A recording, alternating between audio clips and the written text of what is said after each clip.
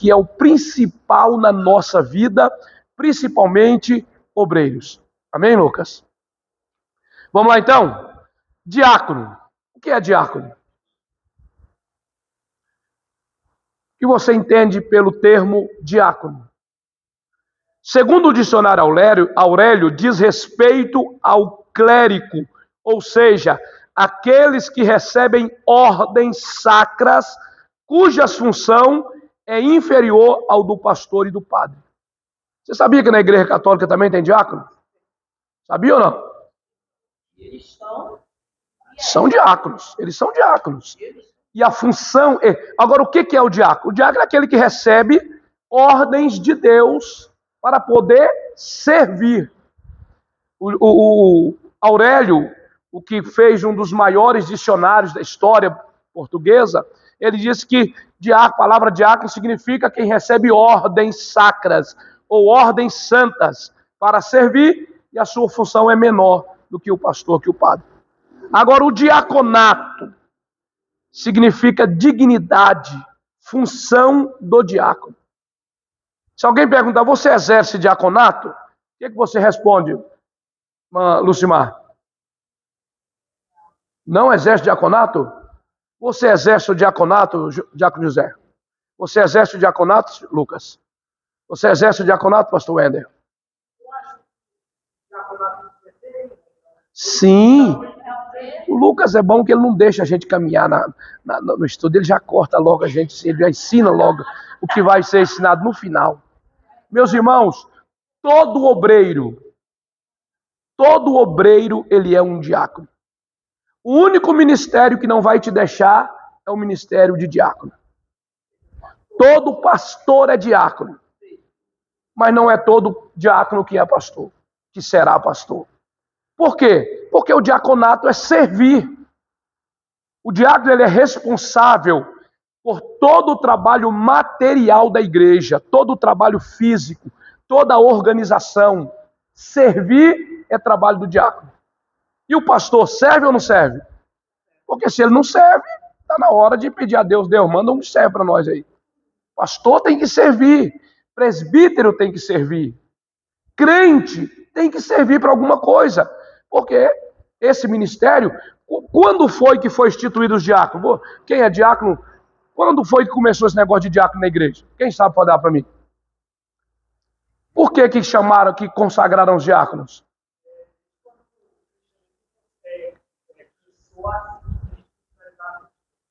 Até começaram a tomar missões, tem que organização da igreja. Pela necessidade do crescimento da igreja. Aí foi obrigado a organizar. Lembra quando Moisés tirou o povo do Egito para levar para o deserto? E ele estava ficando doido. Aí o sogro dele chegou e fala, Moisés, vai morrer desse jeito aí. Levanta líderes de 100, de 50, de 10, de 30 e de 10 para te ajudar. A igreja primitiva passou pelas mesmas questões. A igreja começou a crescer. Os apóstolos não conseguiam atender a necessidade da igreja, principalmente das viúvas e dos órfãos. Eles não conseguiam estudar a Bíblia, orar e atender às necessidades da igreja. O que aconteceu? Separaram 7 diáconos para cuidar de órfãos e viúvas, e eles se entregariam na oração. Imagine chegar um pastor, que ele para pregar, o pastor seu, quem é o seu pastor? Vamos Lucimar, quem é o seu pastor? Ah, tá. Imagina chegar aqui, todo cansado, todo sem fôlego, sem vida, sem palavra, sem vida com Deus, para poder ministrar uma palavra na sua vida. Porque ele passou o dia todo lavando igreja, pintando parede, tirando telha de aranha e fazendo tudo. Não que ele não possa, não é que ele não pode, ele até deve, mas é necessário que tenha pessoas para fazer isso, enquanto ele vai buscar a parte espiritual para a sua vida. E assim por diante, ok? Vamos falar sobre diaconato? É o título aplicado aos 7 referenciados em Atos capítulo 6. Está com a Bíblia aberta em Atos 6? Atos capítulo 6. Devido às reclamações que os judeus gregos faziam a respeito do abandono que suas viúvas sofriam no ministério. À medida que foram se convertendo, judeus, não judeus naturais, mas judeus gregos, eles viram que as suas esposas, suas viúvas, melhor dizendo, os órfãos, eram deixados de lado. É igual hoje em dia alguém fala, pastor, mas o senhor não está sabendo do aniversário da irmã? O senhor não está sabendo que a irmã está passando necessidade? Pastor, mas a outra está no hospital. Como vamos saber de tudo? Não tem como, pastor não é um super-herói. Pastor não tem memória RAM aqui. Nós precisamos de pessoas que nos auxiliem, que nos ajudem no trabalho da obra do Senhor. Por isso, hoje em dia, a Assembleia de Deus principalmente trabalha com lideranças. Liderança de senhoras, liderança de jovens, de obreiros e assim por diante. Outras igrejas chamam isso de ministério. Pastor de jovem, pastor não sei de onde. Cada um tem a sua maneira de chamar, sendo que a necessidade é a única. Ajudar o pastor no auxílio do pastorado. Então, em Atos está contando que viúvas e órfãos estavam sendo abandonados pelos apóstolos, pelos pastores. E eles reclamavam muito, mas ninguém visitou lá, ninguém ajudou lá, ninguém levou uma cesta básica lá. Foi necessário levantar homens preparados, cheios do Espírito Santo, para auxiliar nesse tão grande trabalho. Amém? Foram convocados alguns crentes para que escolhesse entre eles homens cheios do Espírito Santo e de sabedoria. Cheio de sabedoria e do Espírito Santo. Se fosse hoje aqui na nossa igreja, suponhamos que nós não temos ainda o ministério diaconal, ou na sua igreja que tá vendo esse vídeo agora, e alguém falasse para você que, pastor Wendel, me ajuda a escolher aqui 7 homens cheios de sabedoria e do Espírito Santo. Quem você escolheria? Ou melhor, você escolheria você mesmo? Você que hoje é diácono, você que hoje serve, você que hoje é obreiro, se enquadraria nesse requisito homens cheios de sabedoria e do Espírito Santo? E aí, pense. Porque os 7 primeiros diáconos eram homens cheios de sabedorias e do Espírito Santo. Amém? Para que recebessem oração por imposição de mãos e lhe fossem confiado a missão de servir à mesa, distribuir as esmolas da igreja. No entanto, em Atos dos Apóstolos, não são chamados nenhuma vez de diácono. Somente ao fim da vida do apóstolo Paulo é que temos claros indícios da igreja, que são como claros indícios aparecidos dos diáconos, fazendo parte da organização da igreja, que são como bispos da igreja de Filipe, Filipenses capítulo 1, verso 1. No novo servo ou agente, o agente no livro de 1 Timóteo 3, o apóstolo Paulo nos fala a respeito de alguns regulamentos a serem observados pelos que ocupam ou querem ocupar tão importante função. Você já leu 1 Timóteo capítulo 3, que fala sobre bispos e diáconos? Já ou não? Não, ainda não? Você que é diácono nunca leu o que é que a Bíblia fala sobre diácono? Vamos lá? Vamos ler junto. 1 Timóteo capítulo 3.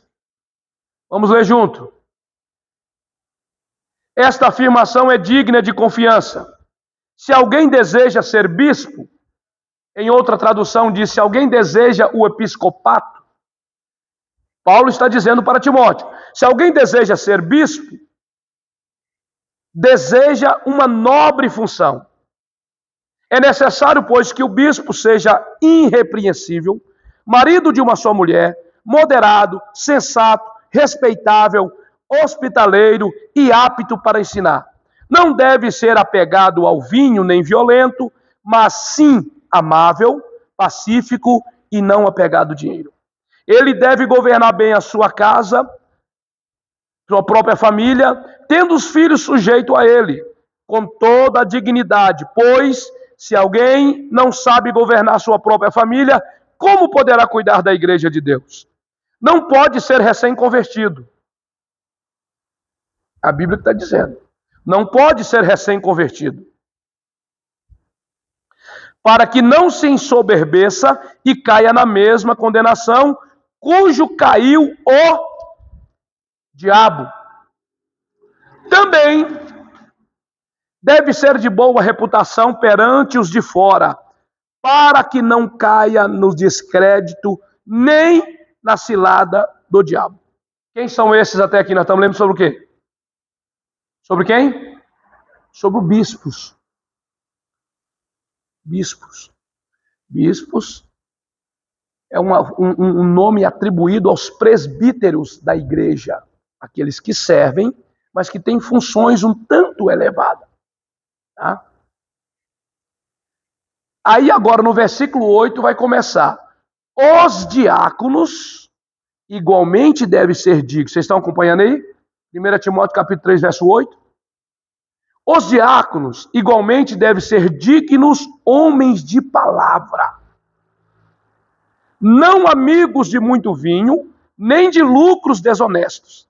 Devem apegar-se ao ministério da fé com a consciência limpa. Irmãos, não é para qualquer um. Não é para qualquer um. É para todos, mas não é para qualquer um. Porque a maioria dos homens hoje são de 2, 3 palavras, não é verdade, pastor? Fala que vai, cadê que veio?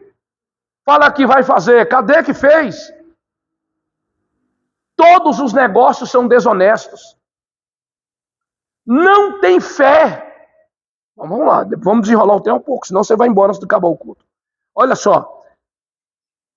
Devem ser primeiramente experimentados, depois, se não houver nada contra eles, que atue como? Que atue como o quê? Como diáconos. Ou, o que está dizendo aí? Não entendi. Irrepreensíveis. Se forem irrepreensíveis, que atue como diáconos. O que mais? As mulheres. Tem mulher aqui? Diga amém. As mulheres igualmente sejam dignas, não caluniadoras. E aí?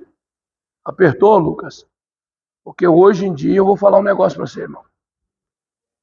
Hoje em dia eu vou falar, as mulheres sejam dignas, não caluniadoras, mas sóbrias e confiáveis em quê?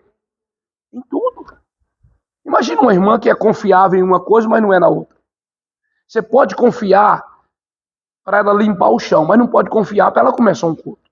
Estou falando da realidade de hoje. Você pode confiar para ir para o evangelismo, mas não pode confiar para ela guardar uma oferta. Inconfiável em tudo, não é em alguma coisa, é em tudo. Vamos lá? O diácono deve ser marido de quantas mulheres? Uma só. E governar bem seus filhos e sua própria casa. Os que servirem bem alcançarão uma excelente posição e grande determinação na fé em Cristo Jesus.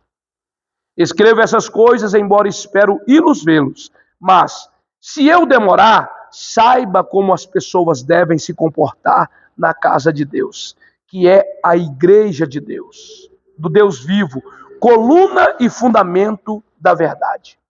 Como é que os teólogos atuais dizem que não precisa congregar, Lucas? Que é bobagem esse negócio de vir para um templo e lá. Irmãos, tem que ler Bíblia. Se você ler Bíblia, você vai entender. Não precisa ficar estudando outros fundamentos. É bom, é. Mas a Bíblia já fala tudo e nos explica tudo. Vamos lá então? Vamos aqui, ó. Requisitos ou qualidades essenciais para ser um diácono. Em Atos capítulo 6 encontramos alguns requisitos a serem observados na vida daqueles que foram indicados ou separados para o diaconato. Quem aqui é diácono, diga amém. Quem vai ser um dia, diga amém. Quem é indicado, diga aleluia. Ixi, foi diminuindo, irmão. Os tempos mudaram, mas a palavra de Deus não mudou. Por isto é a grande necessidade de continuarmos conservando e observando as observações feitas pela Bíblia Sagrada em relação aos candidatos ao ofício ministerial. Primeiramente, o que é que a Bíblia fala sobre ter boa reputação? Crente, o diácono pode ser malandro? O diácono pode ser falastrão? O diácono pode comprar e não pagar? E na cantina da igreja pode, que é da igreja, né? Comprar fiado e não pagar. Pode não? Não. O diácono tem que ter boa reputação. O que mais? Cheio do Espírito Santo. Cheio de sabedoria. É o que diz a Bíblia. Agora vamos ver ponto a ponto aqui. Primeiramente, ter boa reputação. Lê para nós, irmão Lucimar, bem alto, por favor.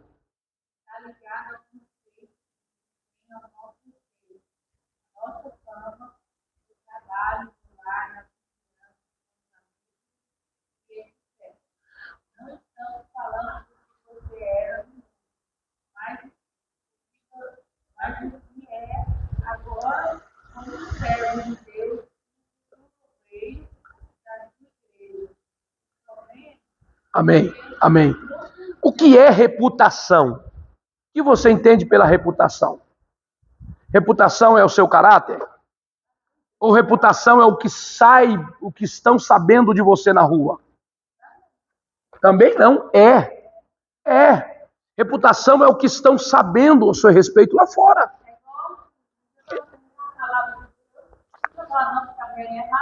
Pronto, vamos ler. Então nós não estamos falando da vida de pecado, não é isso, irmão. É da vida agora. Porque a vida que eu tinha antes, ela pode até querer refletir nos meus primeiros passos como crente. Mas à medida que eu for crescendo na fé, passando tempo na presença de Deus, essa história cai no mar do esquecimento. Eu tenho amigos da época do mundão, irmão, que aprontavam junto comigo, que hoje frequentam a nossa igreja de vez em quando. Que vão na minha casa hoje e me sabem que eu sou pastor. Aquela história antiga, de vez em quando lembra. É claro que ninguém vai esquecer, não vai dar amnésia, mas não reflete mais na minha história hoje. Boa reputação tem a ver com o que as pessoas, com o conceito das pessoas ao nosso respeito. O que é que o seu vizinho, qual o conceito que ele tem sobre você? Qual o conceito que ele tem sobre você lá no trabalho? Os outros motoristas, qual o conceito que ele tem ao seu respeito? O seu vizinho, qual o conceito que ele tem? O seu familiar. Porque tem crente que não é aceito pela família. Tem marido que não é aceito pela esposa, o ministério dele. Tem esposa que o ministério dela não é aceita pelo marido, pelos filhos. Eu conheço filhos que já disseram, para ser crente igual meus pais, eu prefiro não ser crente. Eu conheço vizinhos que já disseram, para ser crente igual esse pastor aí, porque para ele todo mundo que trabalha na igreja é pastor. Para ser crente dessa igreja, eu prefiro não ser crente. Por causa da reputação. Por causa da fama que nós temos lá fora. Porque aqui no púlpito todo mundo é santo, irmão. Aqui na igreja todo mundo é crente. Todo mundo se comporta. Hoje em dia nem todo mundo, né, irmão? Porque de vez em quando alguns crentes soltam uns palavrão, Ave Maria, tanta coisa, né? É tanta palavra que sai que a gente já não sabe se é crente, se não é mesmo, se deveria, se não deve, está onde está. Então, a reputação fala daquilo que as pessoas têm ao nosso respeito. O conceito que a família, que os amigos, que os vizinhos têm ao nosso respeito. Amém? Estão entendendo ou não? O problema é que muitos vêm para a igreja e se esquecem de converter. Ou seja, muda de vida, ou seja, mudar de vida.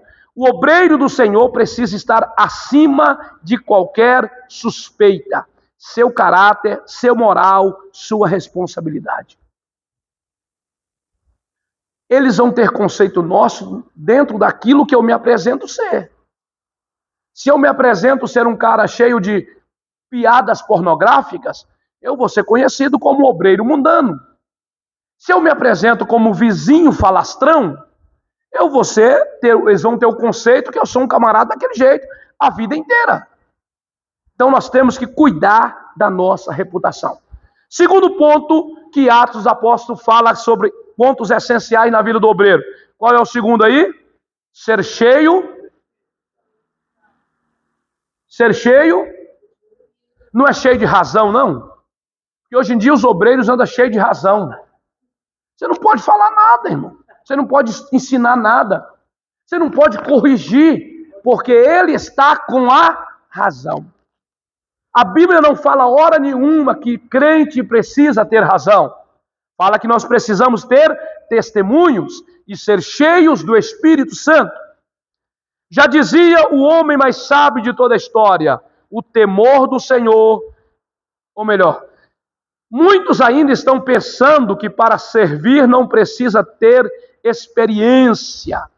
No dia de Pentecoste, que tiveram os nossos irmãos no passado sendo batizados com o Espírito Santo, a Bíblia nos diz que a nossa luta não é contra a carne nem contra o sangue, mas contra todos potestades e principados e espíritos da maldade. Como é que nós vamos trabalhar? Ah, pastor, mas eu só vou limpar. Beleza, é limpar, mas é o chão da casa de Deus.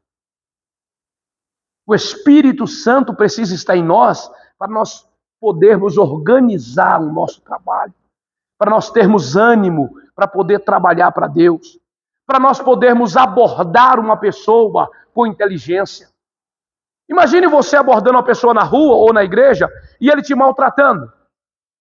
Eu já vi o obreiro dizer que ia dar uma gravata no cara e desmaiar ele, se ele continuasse fazendo aquilo. Eu já vi o obreiro dizer que ia expulsar a pessoa da igreja se ele não mudasse o comportamento. Em alguns casos é necessário, irmãos, tomar medidas mais cabíveis. Os homens da igreja, principalmente, precisam estar atentos, porque tem pessoas que não vêm para a igreja endemoniadas, eles vêm com vergonhiça, eles vêm com safadeza, eles vêm para poder fazer bagunça. Aí os homens têm que mostrar que aqui também tem homem, que aqui também tem pessoas de respeito que querem ser respeitadas. Então nós precisamos estar prontos para isso, né? O Espírito Santo que vai nos conduzir de maneira correta dentro do nosso trabalho. Você acha necessário ser batizado com o Espírito Santo ou não? Acha ou não acha? E você é batizado com o Espírito Santo ou não? Ou você é aquele que vai levando no jeitinho, no jeitão, vai levando mais ou menos, vai levando como dá? Sem o Espírito Santo não há desenvolvimento de ministério.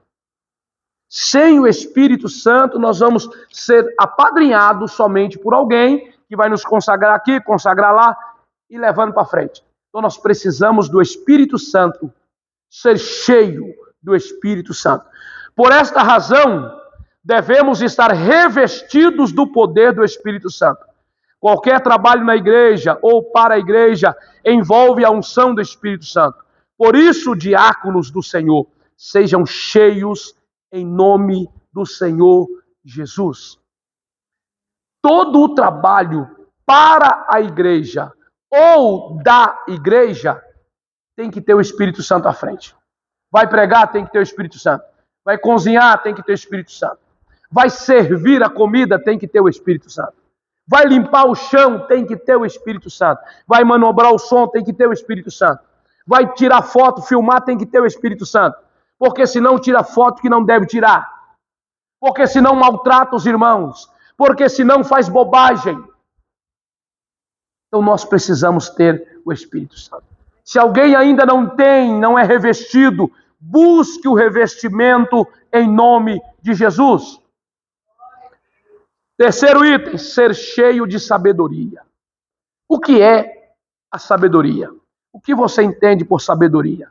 Mankelly, o que é sabedoria? Sem ler aí. Não vale aquele assunto, é igual o que está escrito aqui. O que é para você sabedoria?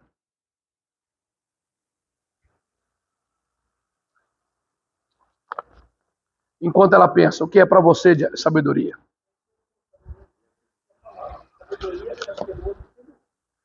Sabedoria, minha irmã. O que é para você sabedoria?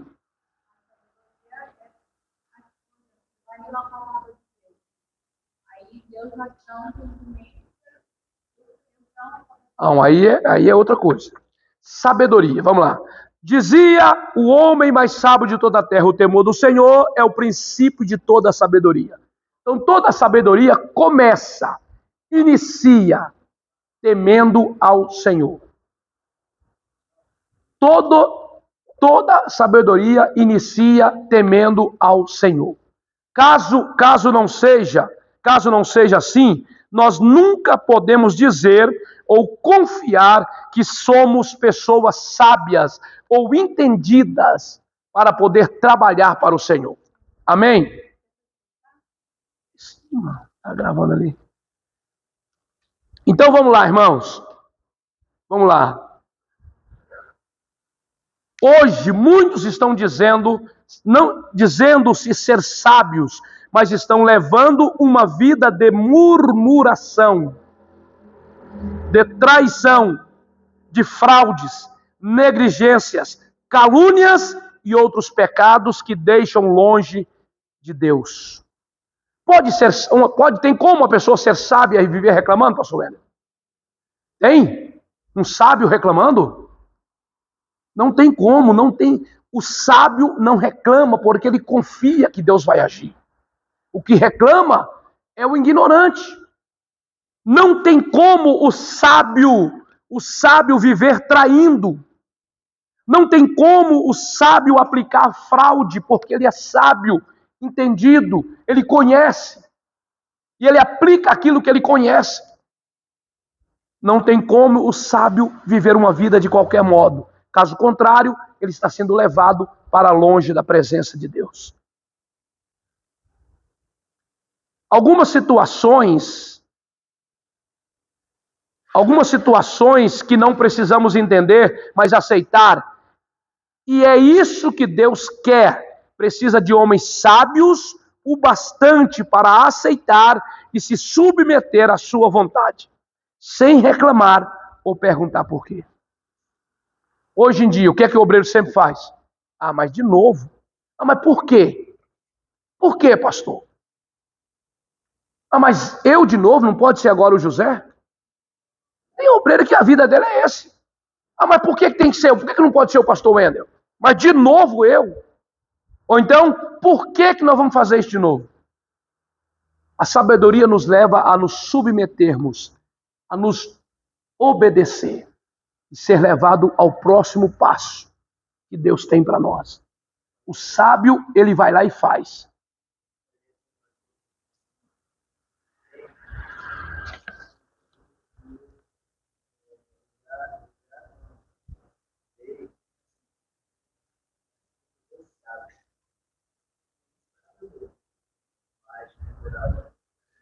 Não era sábio, era conhecedor. Porque sabedoria e conhecimento são coisas parecidas, mas distintas. O que é conhecimento? Deixa eu terminar aqui, irmão. O que é conhecimento? É você ler e conhecer o que está ali. Conhece as epístolas paulinas? Conheço. Quais são elas? Conhece o Salmo? Conheço. Quantos são?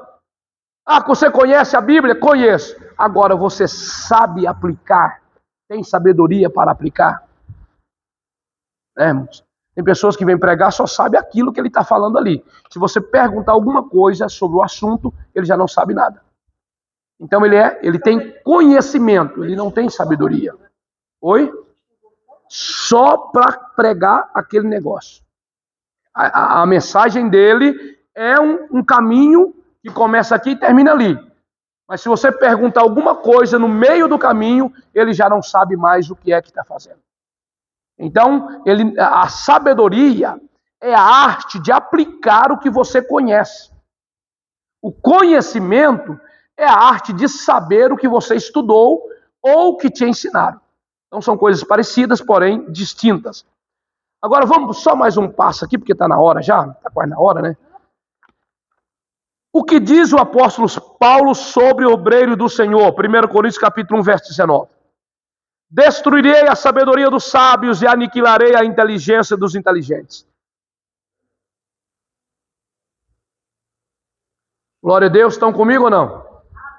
Estão comigo ou não? Agora vamos pegar ponto a ponto o que é que 1 Timóteo fala sobre como é que tem que ser o diácono. Primeiro, ele tem que ser irrepreensível. O que é uma pessoa irrepreensível? Uma pessoa que não aceita ser repreendido? O que é uma pessoa irrepreensível, Lucas? Me ajuda, Lucas.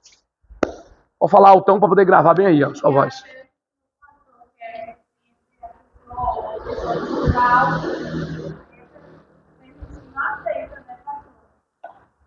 Ser irrepreensível. O obreiro do Senhor deve trabalhar sempre com muito cuidado, não dando motivo para lhe chamar a atenção ou o reprove os seus atos. Ser irrepreensível não é a pessoa que bate boca quando alguém repreende. Irrepreensível é a pessoa que não dá lugar para ser repreendido. Quem só chega atrasado no culto, ele é irrepreensível? Ele está dando motivo para ser repreendido. Fala bem altão para sair ali.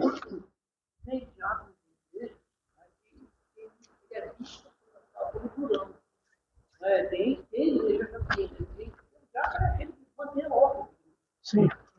O que você pode falar sobre esse tem diácono assim? Sim, nós íamos chegar lá ainda, mas já que perguntou o seguinte, a postura de cada um, irmãos, existe algo chamado temperamento que cada um de nós temos. Então, os temperamentos, eles são moldados. O caráter, ele também é moldado. A maneira de nós nos apresentarmos, muitas das vezes, vem de berço. A pessoa foi ensinada a ser aquela pessoa rígida, aquela pessoa cara fechada, não feia, não cara feia, né? Porque existe a diferença entre a pessoa ser séria e a pessoa ficar de cara ruim o tempo todo, né, irmãos? Porque o sério também sorri, o sério também é quebrantado, o sério também está cheio do Espírito Santo. Agora, o revoltado é diferente. A igreja do Senhor não precisa de homens sérios, precisa de homens que levem a coisa a sério, que cuidem com rigor, mas que não sejam revoltados. Por exemplo, quem é que mantém a ordem do culto? Os diáconos, certo ou não? Agora nós vamos maltratar a irmã Maria porque o filho dela só fica correndo aqui na frente, onde não pode correr? De maneira nenhuma. Qual que é a postura correta? Nós já falamos que aqui não é para deixar crianças correr ou pessoas ficar andando? Já falamos ou não? Qual a maneira correta de se abordar uma pessoa dessa? Pega a criança no colo, leva até a mãe. Minha irmã, não deixa ele passar lá na frente, não, que o pastor não gosta, porque atrapalha o culto. Todos os irmãos ficam olhando quando alguém passa lá. Pronto. Resolveu o problema. Não precisa falar, irmã, cuida desse menino seu aqui, porque esse menino seu só pode estar endemoniado. Não, irmãos. Aí nós estamos arrumando um jeito de fechar a igreja. Então nós temos que ser sérios, temos que ter posturas respeitáveis, mas jamais devemos ser agressivos ou revoltados. Ah, pastor, já falei, foi 10, 15 vezes que esse menino ele não cuida. Fale mais uma, de maneira correta. Oriente, ensine, treine os diáconos para isso. Uma hora a gente consegue. O que a gente não pode é deixar de tentar. Deixar de fazer o que é certo. Vamos chegar lá. Agora, o que diz o apóstolo Paulo, tem que ser irrepreensível. Uma pessoa irrepreensível é uma pessoa que não dá lugar para ser repreendido. Mas se ele for repreendido, ele abaixa a cabeça e escuta. Irrepreensível não é não aceitar. Irrepreensível é não dar brechas para ser repreendido. Amém? Entendeu ou não? O que mais que ele falou? Não de língua torpe. Agora, o que é uma pessoa de língua torpe? Aquele que fala além do que deve, espalhando assuntos internos da igreja, ou até mesmo desdobrando o sentido dos mesmos, ou seja, de duas conversas. Irmãos, é triste quando a gente fica sabendo de uma história que aconteceu de um jeito, mas quando vem o outro, já traz de outro. Então nós temos que tomar cuidado. A nossa palavra, ela tem que ser reta e certa. Ela não pode ser dupla. E ela não pode ser distorcida. é melhor que você não fale nada. Eu sou um camarada difícil para dar notícia. Por quê? Porque para não correr o risco de distorcer a história. E já tem gente que ele gosta de saber tudo. Se você fala para ele assim, ó, eu estava vindo bem ali, aconteceu um acidente. Em frente ao mercado, ele fala, qual o mercado? Ah, o mercado tal. Ah, mas que cor é o mercado? Tal. Qual o carro que era? Era tal. Que cor era o carro? Tal. Qual o nome de quem foi atropelado? Qual o nome de quem atropelou? Qual o CPF, a RG? Ô, irmãos. E aí? Tem pessoas que não estão prontas para ouvir notícias. Então pare de dar notícias. Fale de Jesus que está na Bíblia. Pare de dar notícia de acontecimento para evitar problemas. Pessoas de língua torpe gostam de falar o que não deve falar. Gosta de mudar o sentido da história. Gosta de falar para quem não deve falar. E gosta de falar aquilo que não pode falar. Vigilante. Tem muito cuidado. Vigiar sempre, pois ocupam posição de confiança. Você sabia que pode ser que o pastor fale um assunto só para você? Principalmente quando ele te chama num canto ou no gabinete. Agora, quando ele fala no púlpito, é para todo mundo. Mas quando ele fala para você, é para você. Vigie. Você exerce cargo de confiança. Confiança. Pronto. Confiança. O que é confiança? Nós aprendemos sobre confiança há pouco tempo atrás. Aprendemos, não é? O que é confiança? Ou melhor, o que é traição? Quebra de confiança. O que é confiança? É você saber que pode contar com ele ou com ela, que ele vai responder positivamente. Certo ou não? Pronto. Então o que? Nós temos que vigiar, irmãos. Nós somos obreiros de quem? Do Senhor. E nós servimos o Senhor onde? Em uma igreja, com um pastor, com um líder, com alguém que está nos orientando, nos ensinando, nos capacitando.